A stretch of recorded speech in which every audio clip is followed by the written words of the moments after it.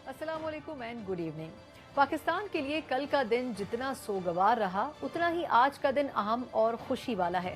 जहां एक तरफ बाजोड़ धमाके से अब तक 50 से जायद अफराद अपनी जानें गंवा चुके हैं, वहीं साबका सियासी अदवार में हुकूमतों और अस्करी इदारों की जानिब से दहशतगर्दी के खात्मे के दावों की भी कलई खुलकर सामने आ गई है। नवंबर 2022 में पाकिस्तान और तालिबान के दरमियान फायरबंदी के मुआहदे के खत्म होने के बाद इन कार्रवाइयों में खातिर खा इजाफा हो गया है और इसका खास निशाना खैबर पख्तूनख्वा और बलूचिस्तान नजर आते हैं। दूसरी जानिब ऐसे हालात में सी पैक जैसे मेगा मंसूबे में असर जान डालने की कोशिश भी की जा रही है, जो पाकिस्तान की दम तोड़ती मईशत के लिए इस वक्त अशद जरूरी है। लेकिन क्या इस मंसूबे की कामयाबी के लिए जरूरी इक़दामात लिए जा रहे हैं? यकीनन साबका हुकूमत के दौर में इस मंसूबे को शदीद धचका लगा और मुतादिद इक़दामात से ये इल्तिबा का शिकार भी हुआ। लेकिन मौजूदा हुकूमत जाते जाते जहां एक तरफ साबका हुकूमत की कानून साजी के रिकॉर्ड तोड़ रही है, वहीं चीन जैसे दरीना दोस्त के लिए अहम तरीन मंसूबे को ताकत का टीका भी लगा रही है और इस पूरे अमल में इस्टेब्लिशमेंट कलीदी किरदार अदा करती नजर आती है। इस इख्तितामी मरहले पर जब हुकूमत के पास सिर्फ 10 दिन का कलील वक्त बाकी है, वहीं ये सवाल भी ऐसे हैं जिनके जवाब हम आज के प्रोग्राम में जानने की कोशिश करेंगे। सवाल नंबर 1, बाजोड़ वाकये के बाद दहशतगर्दी के खिलाफ किए जाने वाले इक़दामात क्या वाकई मौसर हैं? सवाल नंबर 2, मौजूदा हुकूमत की उजलत में की गई कानून साजी, आखिर इसकी वजूहात क्या हैं? और सवाल नंबर 3, सी पैक को 10 साल मुकम्मल हो चुके हैं लेकिन मंसूबे ताहाल मुकम्मल नहीं हो सके। ये वो तमाम सवालात हैं जो आज के प्रोग्राम के एजेंडे में शामिल है। लेकिन सबसे पहले प्रोग्राम के पहले हिस्से में हम बात करना चाहेंगे बाजोड़ के कल की, और इस प्रोग्राम में इस टॉपिक पर बात करने के लिए हमारे साथ जो गेस्ट मौजूद हैं, हमारे साथ बैरिस्टर मोहम्मद अली सैफ साहब मौजूद हैं, साबिक सेनेटर भी हैं, खैबर पख्तूनख्वा से इनका ताल्लुक है। इसके अलावा पाकिस्तान तहरीक इंसाफ के सीनियर रहनुमाओं में भी शामिल हैं, बड़े आउटस्पोकन रहे और हमेशा इन्होंने वही बात की है जो कि ग्राउंड रियलिटी भी होती है। सैफ साहब सर, बहुत शुक्रिया आपका वक्त देने के लिए। सर, प्रोग्राम के पहले हिस्से में मैं चाहूंगी कि ये जो बात हम पिछले कल के वाकये के बाद से डिबेट कर रहे हैं कि सर वाकया होता है, अभी तक क्लैरिटी मौजूद नहीं है कि आया कार्रवाई किसकी तरफ से की गई, लेकिन दाइश का नाम सामने आ रहा है। सिर्फ इस एक माह की बात करें तो सर ये तीसरा वाकया है जो कि खैबर पख्तूनख्वा और बलूचिस्तान के इलाकों में हो रहा है। सर, सिक्योरिटी इदारों की परफॉर्मेंस क्या आप ग्रेड करेंगे? वाकई इतनी अच्छी रही है? जो दावे कर रहे थे वो प्रैक्टिकल ग्राउंड पर आपको नजर आ रहे हैं?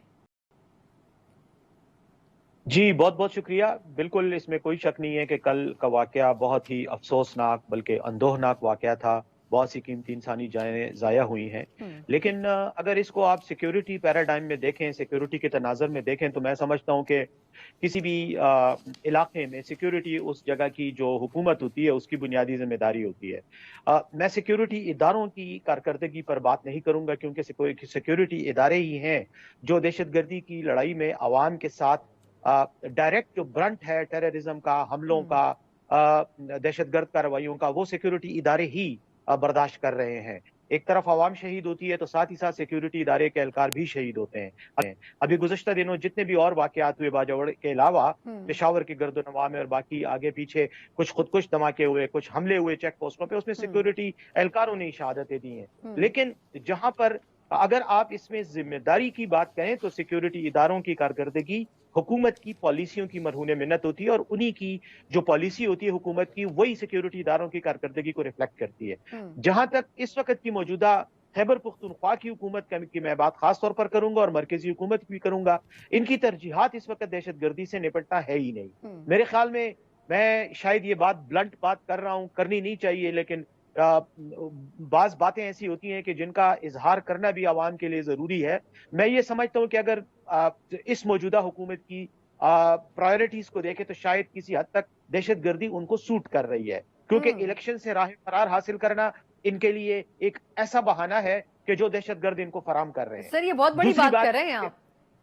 जी बिल्कुल, देखें ये बिल्कुल एक ग्राउंड रियलिटी है कि एक इतना बड़ा जलसा हो रहा है, कितनी बड़ी सियासी पार्टी का जलसा हो रहा है, और सियासी पार्टी का जलसा भी उस पार्टी का हो रहा है जो मरकज में भी हुकूमत में है और सूबे में भी उनकी बेसिकली डी फैक्टो हुकूमत इस वक्त जेयूआई की, उनका जलसा हो रहा है। लेकिन वो सिक्योरिटी का इंतजाम किसने करना है? नेचुरली हुकूमत ही की तरफ से इस किस्म की जो सरगर्मियां होती है उनके लिए सिक्योरिटी प्रोवाइड की जाती है, पुलिस को इक्विप किया जाता है। अब तक तो खैबर पख्तूनख्वा की पुलिस को मैं समझता हूं कि सिर्फ अपने सियासी मुखालिफिन की सरकूबी, उनकी गिरफ्तारी और उनके खिलाफ छापोई के लिए इस्तेमाल किया जा रहा है। बाकी उनकी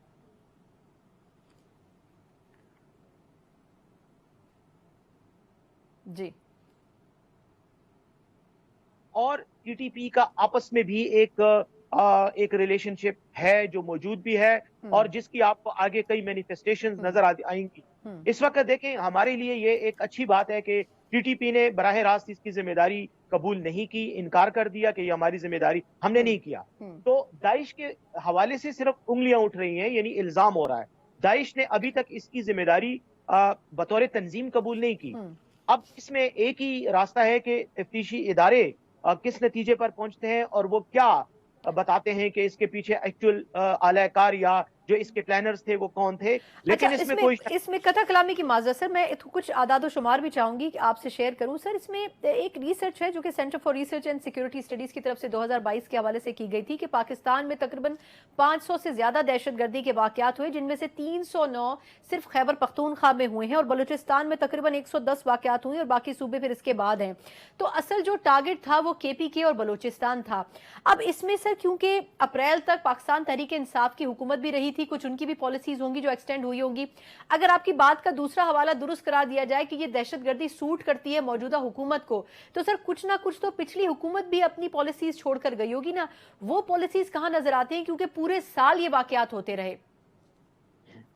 देखें, जहां तक दहशतगर्दी के अमूमी तनाजुर का ताल्लुक है, तो इस पूरे खित्ते में जो हालात हैं, अफगानिस्तान और पाकिस्तान के जो हालात हैं, साथ में मैं अगर आप बलूचिस्तान का आपने जिक्र किया, तो बलूचिस्तान में इंडियन रॉ का बहुत बड़ा एक हाथ है, तो आप उसको भी एक तीसरी ताकत के तौर पे इसमें इंक्लूड कर सकते हैं कि ये सब जो अवामिल हैं, इनके नताइज हमें दहशतगर्दी कार्रवाइयों की सूरत में नजर आ रहे हैं। अब इसमें जिसको कहते हैं ना कि मल्टी फेसेटेड, यानी कसीरुल जहती इसका एक रुख है। ये किसी एक दुश्मन या किसी एक मुहर्रक को आप पॉइंट आउट करके नहीं कह सकते कि दहशतगर्दी फलां कर रहा है और फलां उसको रोकने की सलाहियत रखता है। ओवरऑल ये कई ताकतें हैं जो इसमें इन्वॉल्व हैं। लेकिन मैं ये जरूर कहूंगा कि हुकूमत की गुज़श्ता हुकूमत में, जो कि मैं खुद उसका हिस्सा था, यहाँ खैबर पख्तूनख्वा में तो बहुत ही ज्यादा फोकस तरीके से दहशतगर्दी को कंट्रोल करने की कोशिश की गई थी। और अगर आप देखें तो उस वक्त जो बातचीत का सिलसिला भी TTP के साथ चल पड़ा था, उसमें काफी कई महीने तक नहीं। लेकिन सैफ साहब, फिर एक मरतबा आपकी बात काट रही हूं, लेकिन सर आपने ही अभी कुछ अर्से पहले फरवरी 2023 में यह बयान दिया था कि TTP के हवाले से जो PTI की पॉलिसी थी बातचीत की, वो एक मुकम्मल फेलियर था। तो सर वो बयान किस कॉन्टेक्स्ट में था सर? और अगर वो फेलियर था, क्योंकि आपको खुद भी याद है नवंबर 2022 में ये जो मुआहिदा था ये खत्म हुआ और उसके बाद TTP ने कहा जी हम सिक्योरिटी फोर्सेस को निशाना बनाएंगे, और वो बनाते रहे। तो सर फिर उसको उस वक्त आपने फेलियर करार दिया, तो अब आप कैसे कह सकते हैं कि वो पॉलिसीज दुरुस्त थी? देखें, मैंने उस पॉलिसी को फेलियर करार नहीं दिया था। मैंने ये कभी नहीं कहा था कि वो पॉलिसी नहीं होनी चाहिए थी। मैं हमेशा से अमन की बातचीत बताई हूँ और मैं हमेशा ये समझता हूँ कि जो जंगी तनाज़ात होते हैं उनका एक ही हल है, और वो अमन की बातचीत के जरिए का आपको अमन का रास्ता ढूंढना होता है। अगर अमेरिका जैसी सुपर पावर अफगानिस्तान में तालिबान जैसी एक रैग टैग मिलिशिया, जिसको वो खुद रैग टैग मिलिशिया कहते थे, उनके साथ बातचीत के जरिए, तो फिर हम क्यों नहीं कर सकते? सर दुरुस्त है, लेकिन सर बैरिस्टर साहब, सर लेकिन फिर भी देखें ना, ये अब PTI ने अच्छा भी करना अगर चाहा तो इल्जाम ये लगता है सर, अगर मैं बीइंग डेविल एडवोकेट आपसे सवाल करूं, कि लोग ये कहते हैं कि जी PTI ने जो उनको मार्जिन दिया कि उनको सेटल्ड करवाया जाए, तो वो सेटल्ड करवाने में वो पूरे पाकिस्तान में फैल गए और फिर उसका नुकसान ये हुआ कि जब वायदा खत्म हुआ तो उन्हीं सिक्योरिटी फोर्सेस के खिलाफ वो निबरद आजमा हो गए। तो सर उस वक्त फिर इस पॉलिसी के हवाले से इस पर क्यों नहीं सोचा गया था कि अगर मुज़ाकरात नाकाम हो जाते हैं तो फिर ये तो हमारे खिलाफ ही लड़ेंगे? देखें सना, इसमें एक चीज ध्यान में रखें कि ये जो बात है ना कि उनको आने दिया गया, उनको यहाँ सेटल करवाया गया, उनको इजाजत दी गई सरगर्मियों की, ये बात बुनियादी तौर पर है ही गलत। मैं तो कभी भी, मैं खुद उन मुज़ाकरात का हिस्सा रहा हूं, कभी भी किसी स्टेज पर भी उनको पाकिस्तान की सरजमीन, तो क्या पाकिस्तान का बॉर्डर क्रॉस करने की भी इजाजत नहीं दी गई थी। अभी तो बातचीत का सिलसिला शुरू हुआ था, और जब ये बातचीत का सिलसिला शुरू होते हैं उसमें कई महीने लगते हैं, लेकिन हम तो 2 महीने बाद ही मुज़ाकरात फेल हो गए, क्योंकि एक तो जो इस वक्त की, उस वक्त की जो मौजूदा हुकूमत जो आज भी है, जिसको हम इम्पोर्टेड हुकूमत कहते हैं, ये मौजूदा हुकूमत, इन्होंने ही माहौल ऐसा बना दिया कि बातचीत पर एतराज़ात शुरू कर दिए, इसको एक पोलिटिकल इशू बना दिया। और दूसरी तरफ जो है वो TTP ने भी फिर जो है ऐलान जंग कर दिया कि हम इस मुज़ाकरात को मजीद नहीं चलाना चाहते। फिर अफगानिस्तान के जो तालिबान हैं वो चूंकि सालिस का किरदार अदा कर रहे थे, वहां पर भी मामलात इस तरह बढ़ गए कि एमन अल ज़वाहिरी लेकिन पर खैर हमला हुआ, अफगानिस्तान अब उसको मारा। डिसोन करता है, वो ये चाहता है कि हम अपने मामलात खुद देखें। मैं लास्ट पर आपसे सवाल करना चाहूंगी कि सर आप देख रहे हैं कि ऐसे माहौल में, आप खुद भी वैसे कह चुके हैं कि सूट करता है इस हुकूमत को ये दहशतगर्दी की कार्रवाइयां, तो आपको लग रहा है कि फिर क्या इलेक्शन हो सकते हैं इस साल, या आपको मुश्किल नजर आ रहा है? मैं ये समझता हूं कि इस हुकूमत की हतमी कोशिश ये है कि इलेक्शन ना हो, क्योंकि इलेक्शन के नतीजे में आवाम ने इनका जो हाल करना है वो इनको आज भी पता है, और ये हर मुमकिन कोशिश करेंगे कि जिस तरीके से भी हो, कभी IMF का बहाना बनाते हैं, कभी माशी बदहाली का बनाते हैं, कभी दहशतगर्दी का ये बहाना तो इनको दहशतगर्द खुद ही फराम कर रहे हैं, और ये अपनी नाअहली की वजह से उनको कामयाब भी होने दे रहे हैं। क्योंकि अगर ये प्रॉपर सिक्योरिटी पॉलिसी पर अमल करें, नेशनल एक्शन प्लान पर अमल करें, तो मैं नहीं समझता कि दहशतगर्दी के इशू को हम जो है किसी हद तक कंट्रोल कर सकते हैं। लेकिन इनको ये पॉलिटिकली सूट कर रहा है, इसलिए ये सब कुछ हो रहा है, और इलेक्शन के इल्तिवा में भी ये जरूर बहाना बनाएंगे और कोशिश करेंगे कि इलेक्शन जो है वो मुलतवी हो। लेकिन आखिर में मैं एक पॉइंट बताना चाह रहा हूं, और वो ये कि वजीर खारजा हर रोज जहाज में बैठ के किसी एयर होस्टेस की तरह हर फ्लाइट में ये मौजूद होता है और जा रहा होता है। इसको आज तक ये तौफीक नहीं हुई कि ये अफगानिस्तान चला जाए, जो यहाँ से आधे घंटे की फ्लाइट है, और वहां जाकर उनकी हुकूमत के साथ संजीदा लेवल पे मुज़ाकरात करे। क्योंकि अफगान हुकूमत जितना इनकार करती है इसकी जिम्मेदारी से, वो अपनी जिम्मेदारी से बैनुल-अक़वामी कानून के तहत और दोहा मुआहिदे के तहत मुबर्रा नहीं हो सकती। लेकिन ये लोग उसको संजीदा ले ही नहीं रहे हैं, इसीलिए ये वाकयात भी हो रहे हैं, पॉलिटिकली इनको सूट कर रहे हैं। शुक्रिया, बहुत बहुत शुक्रिया। हमारे साथ बैरिस्टर मोहम्मद मौजूद थे, बहैसियत पाकिस्तान तहरीक इंसाफ का रहनुमा। उनका अपना एक मौक़िफ़ था कि मौजूदा हुकूमत जो भी एफर्ट्स कर रही है, अगर तो वो वाकई होते तो शायद दहशतगर्दी का खात्मा, या कम से कम उसमें कमी जरूर आ सकती। लेकिन ये भी देखना जरूरी है कि माजी में क्या पॉलिसीज रही। 9 साल तक पाकिस्तान तहरीक इंसाफ भी हुकूमत करती रही, यकीनन कहीं ना कहीं सिक्योरिटी के हवाले से बेहतर हिकमत अमली तरतीब नहीं दी जा सकी। एक मुख्तसर वक्फा, और उसके बाद हम बात करने जा रहे हैं कि इस हुकूमत के खात्मे में सिर्फ 10 रोज का वक्त रह गया है। लेकिन जाने से पहले जिस तरीके से बेदरीग इस्तेमाल किया जा रहा है पार्लियामेंट का, उसको रबड़ स्टैम्प की तरह यूज किया जा रहा है, और एक के बाद एक कानून साजी की जा रही है। किस हद तक ये कानून साजी इफेक्टिव हो सकती है, और इसके बाद पार्लियामेंटेरियंस की वक़्त क्या रह जाएगी, इस पर बात करेंगे एक ब्रेक के बाद। ब्रेक के बाद एक बार फिर आपको खुशामदीद कहते हैं। असेंबली की तहलील 8 से 11 अगस्त के दरमियान किसी भी दिन मुतवक्के है, लेकिन इससे ज़्यादा ज़रूरी बात यह है कि इस इख्तितामी अशरे में जो कि 10 रोज़ पर मुहित है इस हुकूमत की तरफ से पै दर पै, बल्कि शायद एक बम्बार्डमेंट है जो कि कानून साजी के हवाले से की जा रही है। और दिलचस्प बात यह है कि इस कानून साजी में मौजूदा हुकूमत साबका हुकूमत के रिकॉर्ड भी तोड़ चुकी है, और जिस बरसी पैमाने के ऊपर यह कानून साजी हो रही है, ये समझ से बालातर है कि आया वो तमाम कवानीन या वो तमाम बिल्स जो कि पेश किए जा रहे हैं ऐवान में, वो क्या वाकई ऐवान के नुमाइंदों को उस पर एतमाद में भी लिया जा रहा है। खास तौर पर जो 2 से 3 इंपॉर्टेंट बिल्स पिछले हफ्ते में पेश किए गए दोनों ऐवानों में, उसमें से बहुत से बिल्स ऐसे थे जिनके बारे में ना तो पार्लियामेंटेरियन सही तौर पर जानते थे, ना ही सेनेटर्स जानते थे, और ना ही उनसे इस हवाले से कोई बातचीत की गई थी। लेकिन आखिर वजह क्या है इसकी कि ये हुकूमत इतनी उजलत में ये कानून साजी कर रही है और आखिरी दिनों में कर रही है, ये हम प्रोग्राम के सेगमेंट में जरा इस पर बात करना चाहेंगे। और जो मौजूद पैनलिस्ट मेरे साथ मौजूद है, तारुफ करवाना चाहूंगी, सेनेटर मुश्ताक अहमद खान साहब हमारे साथ मौजूद हैं, जमात इस्लामी के सीनियर रहनुमा भी हैं, पिछले एक हफ्ते बल्कि एक तवील अरसे से जब से वो सेनेट का हिस्सा हैं बड़े वोकल रहे हैं, other than the party line भी वो हमेशा से बात करते रहे हैं, बहुत से बिल्स के हवाले से, इनिशिएट करने के हवाले से भी और उनको बुलडोज करने के हवाले से भी, अगर उनको लगता है कि वो गलत डायमेंशंस के साथ पेश हो रहे हैं। मुश्ताक साहब से थैंक यू सो मच, आपने पहली बार हमें शो में वक्त दिया है, हमारे लिए बहुत खुशी की बात है। सर ये फरमाइएगा कि पिछले एक हफ्ते में जिस तरीके से आप एक सीसा पिलाई दीवार बने बहुत से बिल्स के सामने और हुकूमत के एजेंडे के सामने भी, ये उजलत आखिर क्यों इस हुकूमत को है कि एक के बाद एक बिल पेश हो रहे हैं और बिल्कुल आखिरी दिनों में पेश हो रहे हैं? बिस्मिल्लाहिर्रहमानिर्रहीम, बहुत शुक्रिया जी, आपने बिल्कुल ठीक बात की है, और जिस अंदाज से ये बिल पेश कर रहे हैं इससे पार्लियामेंट बेतौकीर हो रहा है और वाज़ेह तासुर जा रहा है पब्लिक के अंदर कि पार्लियामेंट चंद लोगों की खिदमत में लगा है और एक रबड़ स्टैम्प और एक अंगूठा छाप पार्लियामेंट है, और इसको बिल्कुल रिडंडेंट बना दिया गया है।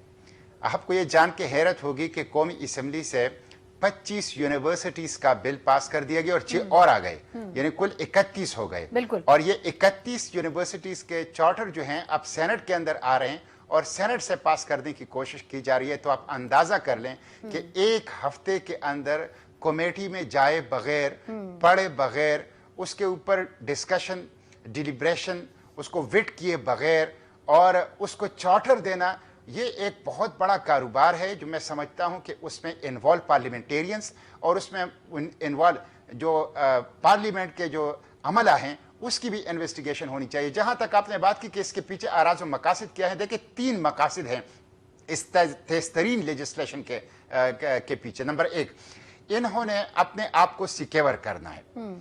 इन्होंने अपने मुकदमात के हवाले से, अपने पॉलिटिकल इंटरेस्ट के हवाले से, इंतखाबी इंटरेस्ट के हवाले से अपने आप को सिक्योर करना है। एक तो कानून साजी के पीछे ये है। आप देखें इलेक्शन एक्ट के अंदर उन्होंने 230 में 2A का इजाफा किया, जिसमें उन्होंने केयर टेकर्स को ऐसे इख्तियारात दिए जो spirit of the constitution, spirit of the care takers के खिलाफ हैं, और जिसको मैंने सॉफ्ट कू कहा है, और जिसको मैंने कहा कि ये आइंदा इंतखाबात को मुतनाज़ा करने की बुनियाद आप लोगों ने रख दी, और इस बात के लिए जवाज़ फराहम किया कि केयर टेकर अपने आईनी मुद्दत से अपनी दौरी हुक्मरानी को तवील कर सके। तो एक अपने पॉलिटिकल इंटरेस्ट, फाइनेंशियल इंटरेस्ट, उसको सिक्योर करना। दूसरा, IMF ने इनके साथ मुआहिदे किए हैं, वो गुलामाना मुआहिदे हैं, और वो उस गुलामाना मुआहिदों को पूरा कर रहे हैं।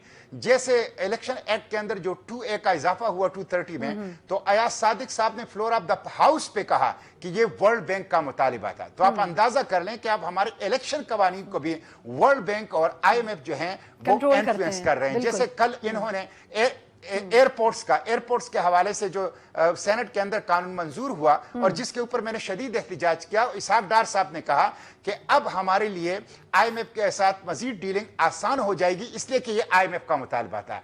तो दूसरी चीज जो इन तेज़तरीन लेजिस्लेशन के पीछे है, वो IMF की, वर्ल्ड बैंक की, इंटरनेशनल डोनर एजेंसीज और कंट्रीज की डिक्टेशन है और गुलामी है, जिसकी वजह से। और तीसरी चीज, सियासी मुखालिफिन को और इख्तिलाफी आवाज को दबाना, और उसको चुप करने के लिए, खामोश करने के लिए, दीवार से लगाने के लिए कानूनी कवर इख्तियार करना, ये 3 मकासद हैं जिसके लिए तेज़तरीन लेजिस्लेशन कर रहे हैं। लेकिन मुश्ताक साहब, जिस तरह JUI फे ने भी अब ये कह दिया कि जी ये जो जॉइंट सेशन की कानून साजी है इसको हम मुस्तरद करते हैं, और चंद घंटों में, जैसे आपने 31 का हवाला दिया, उन्होंने 33 का फिगर दिया कि जी 33 कवानीन पास करना ये एक मजाक है। लेकिन अब आप जिस तरह उस बिल का हवाला दे रहे हैं, अयाज सादिक साहब ने उसमें एतमाद में तो लेने की कोशिश की थी, लेकिन 230A के हवाले से कुछ चीजें उन्होंने वापस भी ले ली थी। निगरान सेटअप के हवाले से मुआहिदों में भी कुछ तब्दीलियां की थी। सर, मेरा सवाल वापस हुई है कि IMF या वर्ल्ड बैंक की बात तो सुन रहे हैं और उनकी शराइत मान रहे हैं, लेकिन पूरे 1.25 साल क्या करते रहे सर? उस दौरान भी तो कुछ और लेजिस्लेशन हो सकती थी, जैसे आर्मी एक्ट के हवाले से है, वायलेंट एक्सट्रीमिज्म एक्ट के हवाले से है, या जो दीगर बिल्स हैं, ये पिछले 1.25 साल में आखिर क्यों नहीं किए गए? इसमें से कुछ बिल पहले भी तो लाए जा सकते थे। बिल्कुल, ये देखें, जमीयत उलमा इस्लाम ने अगर ये कहा है कि हम इसको जॉइंट सेशन की कानून साजी को मुस्तरद करते हैं, तो उनको उसको ब्लॉक करना चाहिए था, उसके खिलाफ एहतजाज करना चाहिए था, और उनसे अपनी ताउन खींचना चाहिए, लेकिन उन्होंने ऐसा कुछ नहीं किया है। जहां तक आपने बात की है ये आर्मी एक्ट के हवाले से, देखें आर्मी एक्ट को कमेटी को भेजे बगैर सेनेट से पास किया गया, और उसमें कुछ ऐसी दफात शामिल हैं जिसके बड़े दूररस असरात मुल्क की सियासत के ऊपर, मुल्क की मईशत के ऊपर, और फौज हमारा सबसे अहम इदारा है, सबसे अहम इदारा है कौम के, मुल्क की सिक्योरिटी के लिए, उनके मुस्तकबिल के ऊपर उसके असरात पड़ेंगे, लेकिन उसको कमेटी में जाए बगैर डिस्कशन नहीं हुआ, उसको डिस्कशन नहीं हुआ। अच्छा मुश्ताक साहब, एक ज़िमनी सवाल भी है सर। जी बिल्कुल सर, वो पॉइंट आ गया सर। सर, ये जो वायलेंट एक्सट्रीमिज्म एक्ट है, अब ये अजीब सी बात है कि पहले 2 दिन 3 दिन तो कानून पेश होते रहे, फिर वो पास भी करवा लिए फोर्सफुली, लेकिन ये जो तीसरा एक्ट है सर, वायलेंट एक्सट्रीमिज्म एक्ट का, सर इसके ऊपर ये अजीब सी बात लगी कि ये पेश हुआ, खुद इरफान सिद्दीकी साहब जो कि नून लीग की तरफ से थे, उन्होंने भी कहा जी ये कमेटी को पेश नहीं किया गया, तो कमेटी को तो वैसे भी ओवरऑल बिल पेश नहीं किए जा रहे, फिर इस एक्ट को वापस ले लिया गया, पिछले पुराने बाकी एक्ट्स को तो वापस नहीं लिया गया, ऐसा क्यों हुआ? देखें, वापस नहीं लिया गया है। एक बात आप ये याद रखें कि वायलेंट एक्सट्रीमिज्म का बिल जब आया संडे को, इतवार के दिन 12 बजे इजलास था, तकरीबन 8 बजे मैंने उसको पढ़ा, मैंने फौरन इसके ऊपर ट्वीट किया, फौरन इसके ऊपर 3 अमेंडमेंट्स बना के जमा करा दिए, और फिर हाउस में जाके सबसे पहले फ्लोर ऑफ द हाउस पे मैं खड़े होके मैंने कहा कि इसको किसी भी सूरत में रूल्स रेगुलेशंस को बुलडोज करके पास ना करें, बल्कि उसको कमेटी को भेज दें, और जिस पे चेयरमैन सेनेट ने फिर मुझे रूलिंग भी दी, और वो ड्रॉप हुआ है। वो ड्रॉप का मतलब ये है कि वो उस दिन के एजेंडे से ड्रॉप हुआ है, और आइंदा किसी भी दिन वो वापस आ सकता है एजेंडे के ऊपर और उसको लेजिस्लेशन के प्रोसेस के अंदर, पाइपलाइन के अंदर डाला जा सकता है। तो इसलिए खतरा वक्ती तौर पे तो टल गया, लेकिन मुस्तकिल खतरा नहीं टला। वो जो वायलेंट एक्सट्रीमिज्म का जो prevention of violent extremism act है 2023, जो मुजवजा कानून है,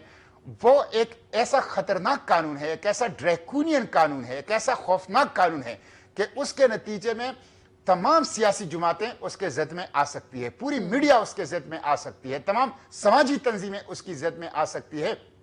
पाकिस्तान की जो कॉन्स्टिट्यूशन की स्पिरिट है वो उसके खिलाफ है, और उस एक्ट के जरिए से ये लोग दरअसल पार्लियामेंट के हाथों जमहूरियत की तदफीन करना चाहते थे और अपने हाथ काटना चाहते थे। तो उस पे उन्होंने इत्तेहादियों को भी एतमाद में नहीं लिया था। इसलिए जब इत्तेहादियों ने देखा कि कल कला तो ये हमारे गले में पंदा बल सकता है, वो ऐसी चीज है। और उसके साथ साथ फिर खुद पार्टी के अंदर जो लोग थे, जैसे इरफान सिद्दीकी साहब का आपने नाम दिया, उनको भी एतमाद में नहीं लिया गया। वो खुद भी डसे हुए हैं, वो खुद भी इन हालात से गुजरे हैं, उन्होंने खुद भुगता है इस तरह की इश्यूज को। इसलिए उन्होंने उठकर उसके ऊपर अपना इख्तिलाफी जो नोट था वो रिकॉर्ड करवाया। तो ये चंद लोगों की, पीपल्स पार्टी और मुस्लिम लीग में चंद लोगों की एक कोशिश थी जिसमें उन्होंने अपनी पार्टी को भी एतमाद में नहीं लिया था। इत्तेहादी तो बहुत दूर की बात है, पार्लियामेंट तो बहुत दूर की बात है, लेकिन वो खतरा हमारी कोशिशों से वक्ती तौर पर तो टल गया, लेकिन वो किसी वक्त भी एजेंडे पे आ सकता है 8 तारीख तक, और उसको पैसेज में डाला जा सकता है। बिल्कुल ठीक। अच्छा सर, अब 2 हवालों से आपका मुझे टेक चाहिए। एक तो ये कि ये बात फिर इसको दुरुस्त समझा जाए कि पीटीआई से कंपैरिजन किया जाए उनके 3.5 साल का, तो उनसे ज्यादा कानून साजी जो है वो मौजूदा हुकूमत कर रही है, और फिर जिस तरीके से कर रही है वो भी सबके सामने है। दूसरा ये कि इसमें सर जो अपोजिशन बज़ाहिर हमें नजर आती है, जो मौजूद है, वो भी क्या वाकई सही मायनों में अपोजिशन का किरदार अदा कर रही है? मतलब इत्तेहादी तो दूसरी स्टेप है, पहले स्टेप पे अपोजिशन ही सही ओपोनेंट नहीं है, तो फिर रिएक्शन कौन देगा गवर्नमेंट को? देखिए, ये बदकिस्मती है कि एक तो जो मौजूदा अपोजिशन है और जो मौजूदा हुकूमत है, इनकी पॉलिसियों में कोई फर्क नहीं है। FATF के हवाले से देख लें, IMF के हवाले से देख लें, प्रोटोकॉल कल्चर के हवाले से देख लें, टैक्स सिस्टम के हवाले से देख लें, महंगाई के हवाले से देख लें, law and order security issues के हवाले से देख लें, फॉरेन अफेयर्स के हवाले से देख लें, कोई जौहरी फर्क PTI और PDM की पॉलिसियों के अंदर आपको नजर नहीं आती। एक चीज तो ये। दूसरी बात यह है कि कौमी असेंबली के अंदर तो अपोजिशन है ही नहीं। वहां तो एक जो अपोजिशन के नाम से एक extension of the treasury benches है, एक्सटेंशन ऑफ द गवर्नमेंट है, वो तो एक फ्रेंडली अपोजिशन है, वो तो अपोजिशन है ही नहीं। अब सेनेट में थोड़ी बहुत अपोजिशन है, लेकिन सेनेट में जिस तरह अपोजिशन को किरदार अदा करना चाहिए था, PTI को किरदार अदा करना चाहिए था, वो किरदार वो अदा नहीं कर रहे। और उसका सबसे बड़ा सबूत यह है कि जो आर्मी एक्ट के ऊपर जिस तरह इन्होंने रिस्पांस किया, वहां सिर्फ मैं अकेले खड़ा था, सिर्फ मेरी तरामीम थी, उसके ऊपर खुद PTI के चेयरमैन ने अपने ही सेनेटर के खिलाफ एक इंक्वायरी कमीशन बैठा के उनकी तहकीकात और तफ्तीश शुरू की है। तो यह खुद जाहिर करता है कि सेनेट के अंदर भी जिस तरह के अपोजिशन का किरदार सेनेटर्स, PTI के सेनेटर्स को अदा करना चाहिए था, वो अदा नहीं कर पा रहे, जिसकी वजह से मैदान हुकूमत के लिए साफ है। और वो ऐसी लेजिस्लेशन कर रही है जो आम हालात में बड़ी मुश्किल थी। बिल्कुल ठीक। अच्छा, आखिरी सवाल के लिए है। बिल्कुल ठीक, आखिरी सवाल सर कि अब 8 तारीख से 11 तारीख बड़ी इंपॉर्टेंट है। आपको क्या लगता है, पीपल्स पार्टी 9 तारीख दे रही है, कुछ लोग 11 तारीख दे रहे हैं, कुछ लोग 8 तारीख का हवाला दे रहे हैं। सर आपको क्या लगता है बहैसियत सेनेटर भी ऐवान को मद्देनजर रखते हुए कि सर कौन सी तारीख के हवाले से ये मुमकिनात हो सकती हैं कि असेंबली तहलील हो जाए? देखिए, 12 से पहले तो असेंबली तहलील होनी है। बाकी ये इनकी आपस में एक आपसे कह सकते हैं कि अपनी मफादात की और अपनी सियासी जो इंटरेस्ट है उनका एक जंग होगा इत्तेहादियों में, कि कोई कहता है कि नहीं हम सिर्फ 60 डेज के अंदर चाहते हैं, कि 60 डेज की आईनी मुद्दत के, कोई कहता है कि नहीं चंद दिन पहले ख़त्म करके 90 डेज की जो आईनी मुद्दत है उसको हम हासिल करना चाहते हैं। लेकिन बहरहाल इंशाल्लाह गवर्नमेंट जो है वो वक्त पे, असेंबली जो है वो वक्त पे ख़त्म होगी और केयर टेकर्स आएंगे। असल इशू ये नहीं है कि ये 8 को जा रहे हैं या 9 को जा रहे हैं। असल इशू ये है कि ऐसे केयर टेकर्स आए कि जो केयर टेकर हो, اور جن کا کام صرف اور صرف الیکشن کو کنڈکٹ کرنے میں الیکشن کمیشن کو فیسیلیٹیٹ کرنا ہو اور فری فیئر اور ٹرانسپیرنٹ الیکشن کا انعقاد کرنا ہو. اصل چیز یہ ہے، میں سمجھتا ہوں اسی کے اوپر فوکس ہونا چاہیے. بہت بہت شکریہ سینیٹر مشتاق احمد خان صاحب. جاتے جاتے بڑی اہم کے جا رہے ہیں کہ جو نگراں سیٹ اپ آتا ہے وہ آئے تو ضرور لیکن جائے بھی اپنے وقت پر ہی، ان کے پیریڈ کو پرولونگ نہیں ہونا چاہیے. ایک مختصر وقفہ اور اس کے بعد ہم بات کرنے جا رہے ہیں کہ سی پیک کے حوالے سے پاکستان کے اندر 10 سال مکمل ہونے پر تقریبات منعقد کی جا رہی ہیں. چین کے نائب وزیر اعظم پاکستان کے دورے پر ہیں، لیکن یہ بھی دیکھنا ضروری ہے کہ وہ سی پیک جس کی بنیاد 10 سال پہلے رکھی گئی تھی کس حد تک کامیابی کے سفر پر گامزن ہے. کیا واقعی اس میں 10 سال پہلے لگائے گئے منصوبے اپنے انجام پر پہنچ چکے ہیں یا پھر کاغذوں کی حد تک محدود ہیں؟ اس پر بات کریں گے ایک بریک کے بعد. بریک کے بعد ایک بار پھر آپ کو خوش آمدید کہتے ہیں. ان دنوں پاکستان کے اندر نائب چینی وزیر اعظم نہ صرف پاکستان کے دورے پر ہیں بلکہ یہ کہا جا رہا ہے کہ سی پیک کے حوالے سے جو 10 سالہ تقریبات ہیں اس میں بھرپور حصہ بھی لے رہے ہیں. لیکن ضروری بات یہ ہے کہ پاکستان اور چین کے درمیان پچھلے کچھ عرصے میں جو سرد مہری ہمیں نظر آ رہی تھی وہ برف آہستہ آہستہ پگھلتی نظر ضرور آ رہی ہے. لیکن جو سست رفتاری پچھلے کچھ سالوں میں خاص طور پر سابقہ حکومت کے دور میں دیکھنے میں آئی ہے اس کا خمیازہ کس حد تک پاکستان اور چین کو بھگتنا پڑا ہے. اور یہ مفروضہ کہ چین ہم سے نہ صرف ناراض ہے بلکہ سی پیک کی سست رفتاری کے اوپر بھی کئی سوالات رکھتا ہے. وہ جو ریزرویشنز ہیں، وہ جو تحفظات ہیں، وہ کس حد تک موجودہ حکومت دور کر سکی ہے اور اس دورے سے کس حد تک فائدہ پاکستانی حکومت اور پاکستانی اٹھا پائیں گے. اس پروگرام کے اس حصے میں ہم اس پر ذرا ڈیٹیل میں بات کریں گے. جو شخصیت میرے ساتھ موجود ہیں تعارف کروانا چاہوں گی. ایئرٹ کے سربراہ شکیل رامے صاحب ہمارے ساتھ اس وقت موجود ہیں. نہ صرف یہ کہ چینی امور پر بڑا سیر حاصل تبصرہ بھی کرتے ہیں بلکہ چین کے حوالے سے خاص طور پر ان کی رائے بڑی مسترد مانا جاتی ہے اسلام آباد میں بھی اور پاکستان میں بھی. رامے صاحب سے پہلے تو بہت شکریہ آپ نے ہمیں وقت دیا. سر یہ فرمائیے گا کہ 10 سال تو مکمل ہو گئے سی پیک کی شروعات ہوئے لیکن جو سپیڈ آپ دیکھ رہے ہیں اور جو ہم نے 10 سال پہلے اعادہ کیا تھا کہ ہم یہاں پہنچیں گے 10 سال بعد، سر ہم وہاں پہنچ سکے ہیں یا بہت پیچھے ہیں ابھی اس سے؟ شکریہ ثنا، آپ کے ساتھ ہمیشہ پروگرام میں مزہ آتا ہے کیونکہ آپ بڑے پرٹیننٹ کویسچن پوچھتی ہیں، رن آف دا میل نہیں پوچھتی. دیکھیں جو ہمارا آبجیکٹو تھے اس کو تک ہم ابھی نہیں پہنچ پائے، مگر جو ہمارے یعنی کہ ہیلپ کیا سی پیک نے وہ بہت زیادہ ہے. اس کی میں آپ کو ایک چھوٹی سی مثال دیتا ہوں پھر ہم دوسری باتوں پہ آئیں گے سپیڈ پہ. 2014 میں جب سی پیک شروع ہوا تو پاکستان میں جو لوڈ شیڈنگ کی وجہ سے پاکستان کو ہر سال 4 سے 5 بلین US ڈالر کی نقصان ہو رہا تھا. اب امیجن کریں اگر وہ سی پیک انرجی کے پروجیکٹس نہ آتے تو 2022 میں کیا ہوتی سچویشن. میں آپ کو تھوڑے اسٹیٹسٹکس پہ بتاتا ہوں. 2014 میں ہماری ٹوٹل پاپولیشن تھی 188 ملین یعنی 188 ملین لوگ اور ہماری پر کیپٹا کنزمپشن تھی الیکٹریسٹی کی 431 کلو واٹ پر آور. 2022 میں ہماری پاپولیشن ہوگی 230 ملین اور ہماری جو پر کیپٹا کنزمپشن ہے وہ ہے 644 کلو واٹ پر آور. اب دیکھیں آپ کی پاپولیشن بھی بڑھی اور پر کیپٹا کنزمپشن بھی بڑھی. اب اس میں سے آپ سی پیک کو مائنس کر رہے ہیں انرجی کے پروجیکٹس کو. جو میں نے ایک رف سی کیلکولیشن کی تھی میرے حساب سے اگر سی پیک نہ ہوتا انرجی پروجیکٹس نہ ہوتے تو اس وقت پاکستان 15 سے 20 بلین US ڈالر کا نقصان اٹھا رہا ہوتا اور جو پاکستان کے لیے کسی طور پہ بھی اٹھانے کے پاکستان قابل نہیں ہے. آپ نے بھی دیکھا ہے کہ 1 بلین کے لیے IMF نے ہماری ناک کی لکیریں نکلوا دی. اب امیجن کریں اگر 15-20 بلین ڈالر کا نقصان ہو رہا ہوتا تو ہم کہاں پر کھڑے ہوتے. انڈسٹری خراب ہو چکی ہوتی، لوگوں کے اور حالات ہوتے. مگر اس سارے کے باوجود ہم نے جو چیز حاصل کرنا چاہ رہے تھے وہ نہیں ہوئی. دیکھیں فرسٹ فیز میں تھا کہ ہم نے یہ انفراسٹرکچر بنانا، انرجی ہو گیا، روڈ ہو گیا، تاکہ ہمارا جو کنیکٹیوٹی کی ایشو ہے وہ حل ہو سکیں. وہ ہم نے اچیو کر لیا. سیکنڈ فیز تھی all about special economic zones جس میں انڈسٹریلائزیشن کا پروسیس ہونا تھا اور ایگریکلچر کوآپریشن. ہم نے 10 سال گزرنے کے باوجود اب تک ہم ایک بھی اسپیشل اکنامک زون آپریشنلائز نہیں کر سکے. ہونا تو یہ چاہیے تھا. پہلے 5 سال میں جب ہمارا انفراسٹرکچر بن رہا تھا تو اس وقت PLM کی گورنمنٹ سے ان کو چاہیے تھا اسپیشل اکنامک زون بنا دیتی. انہوں نے کسی پہ کوئی کام ہی نہیں شروع کیا. پھر آگے جان کے اس کے بعد جو حکومت آئی اس کے تو 2-3 اور مسائل تھے. ایک تو یہ تھا ان چیزوں کو سمجھ نہیں آ رہی تھی.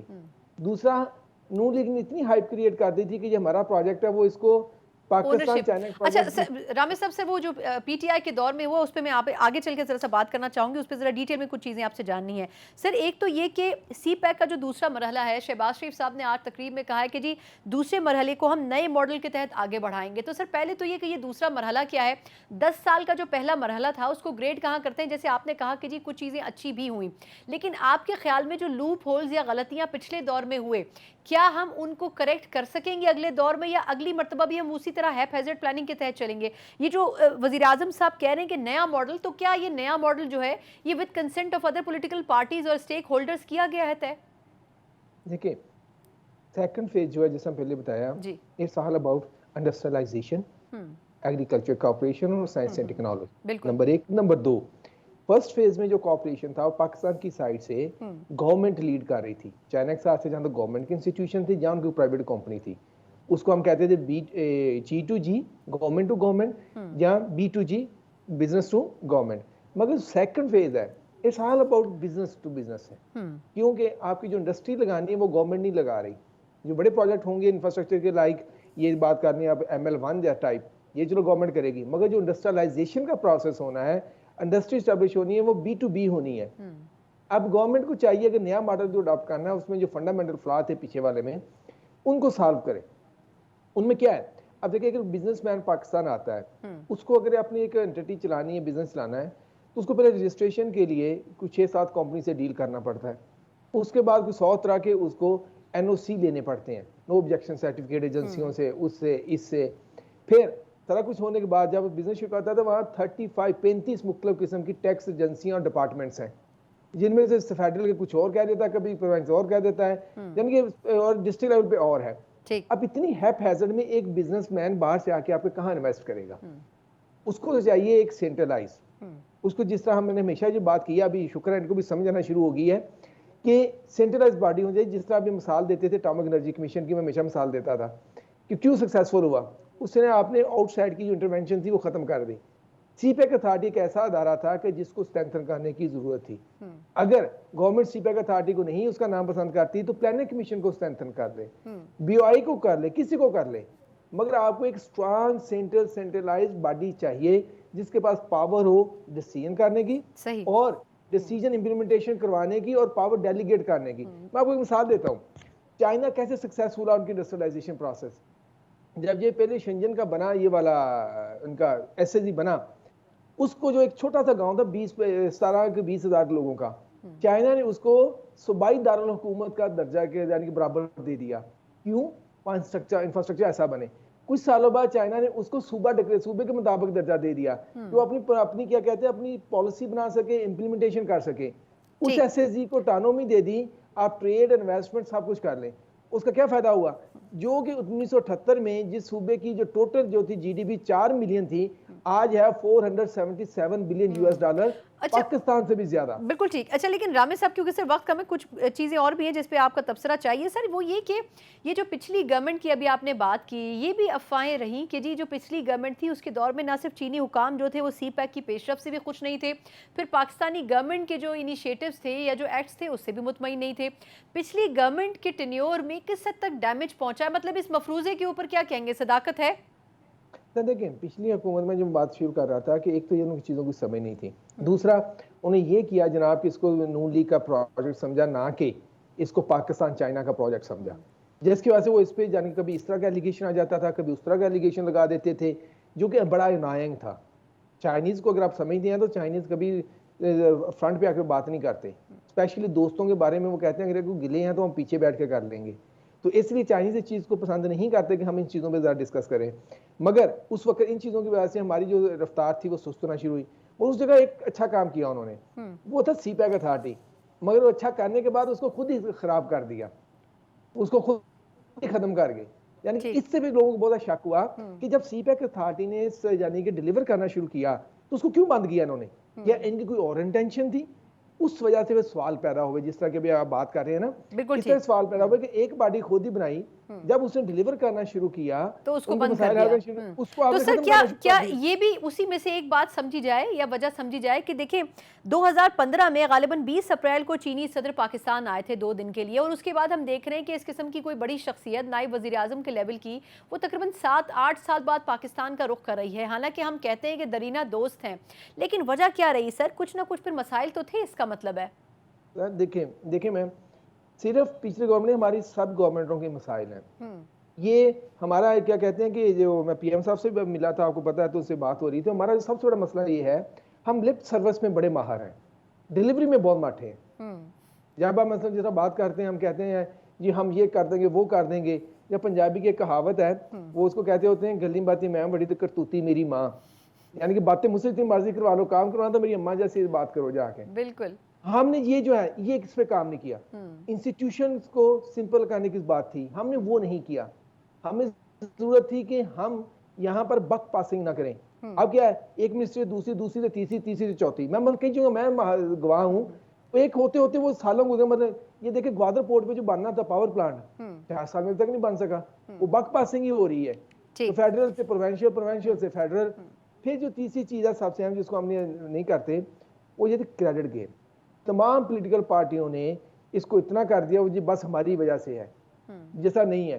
फिर अब जब आप डिलीवर नहीं कर पाई इन चीजों की वजह से, तो चाइना अलवे आपको क्या सेलिब्रेट करने हैं आपके साथ? आप कुछ करेंगे तो वो सेलिब्रेट करने आएंगे सर। ना? फिर रामी साहब सर लास्ट क्वेश्चन सर, फिर आपके ख्याल में अब ये जो विजिट हो रहा है और 10 साल तकरीबात तो हो रही हैं, लेकिन इसके बाद हम देख रहे हैं कि एग्रीकल्चरली बड़ी जो इनिशिएटिव्स हैं वो शुरू किए जा रहे हैं, ग्रीन इनिशिएटिव के प्रोजेक्ट के अंडर भी और इस किस्म के दीगर प्रोजेक्ट्स भी। सर फिर अब क्या आपको लगता है कि अगले 2 साल 3 साल या 5 साल में चाइना कतई नज़र इसके कि हुकूमत किसकी हो, किस तरीके से इन्वेस्ट करने जा रहा है पाकिस्तान में? सर अगर इसको हम कंक्लूड कर सकें। देखें, चाइना करेगा इन्वेस्ट, जो भी हुकूमत हो, और उसके लिए 2 चीजें करने की जरूरत है। काम की एफिशिएंसी बढ़ाने की जरूरत है। जब कंपनीज आए उनको एक जगह पे सारा कुछ मिले, ना कि उनको कभी एक सूबे से दूसरे, दूसरे से तीसरे, तीसरे से चौथे डिपार्टमेंट में घूमते रहे, जिस तरह मैंने आपको पहले बताया। अगर तो हम जो चीजें सब कर ली, यानी कि उनको एक पॉइंट दे दिया, यहाँ पे आए 1 विंडो शॉप। मतलब मैंने शेंजन की मिसाल दी, जब उसको सारी पावर मिल गई ना, तो उन्होंने 24 आवर का एक मॉडल इंट्रोड्यूस करवाया। आप एप्लीकेशन दें, 24 आवर में आपका सारा काम हो जाएगा। तो वो जो चीजें थी, अगर हम ये कर लें, स्ट्रॉन्ग, मेरी जो अभी भी स्टेशन है, स्ट्रॉन्ग सेंट्रलाइज एक बॉडी बनाए सीपैक के लिए, जिसमें कोई एक्सटर्नल इंटरफेरेंस ना हो, कोई पार्टी की लाइन ना हो, और जितनी पॉलिटिकल पार्टियां ये कहना छोड़ दें कि सीपैक मेरी वजह से है। क्योंकि देखिए इसमें प्रॉब्लम ये होता है, जब आप ये कहते हैं ना, तो फिर दूसरी जो गवर्नमेंट होती है वो कहती है ये सारा क्रेडिट ले लेंगे, मुझे क्या मिलेगा, तो बुराई शुरू कर देती है। वो बिल्कुल सारी गेम में आप फंस जाते हैं। बिल्कुल ठीक, बहुत बहुत शुक्रिया। शकील रामी साहब एरिड के सरबराह हमारे साथ मौजूद थे। चीन से बड़ी सैर हासिल गुफ्तगू की। यकीनन चीन और पाकिस्तान के जो ताल्लुकात हैं, दरीना हैं, देरपा हैं और बहुत अरसे से मुहित हैं, लेकिन देखना यह भी है कि पाकिस्तान चीन को बहैसियत दोस्त मुल्क भी किस तरह डील कर रहा है, और सीपैक जैसे अहम तरीन मनसूबे को जिसके ऊपर पूरे वेस्ट की नज़रें हैं, जिसके ऊपर पड़ोसी मुल्क भारत की नज़रें हैं, किस तरीके से इस पर इनिशिएटिव लिए जा रहे हैं। यकीनन अगर इस प्रोजेक्ट को सीरियसली नहीं लिया गया तो प्रोजेक्ट से जुड़े बहुत से दीगर प्रोजेक्ट्स जिसके ऊपर चीन का स्टेक लगा हुआ है वो मुतासर हो सकते हैं, और पाकिस्तान के लिए ज़रूरी है कि इसके ऊपर चीन जैसे मुल्क को मुतमईन किया जा सके, ताकि दीगर जो इन्वेस्टमेंट्स हैं वो चीन से प्राइवेट और गवर्नमेंट सेक्टर की पाकिस्तान आ सकें। इसी नोट के साथ मुझे प्रोग्राम से इजाज़त दीजिए। अल्लाह हाफ़िज़।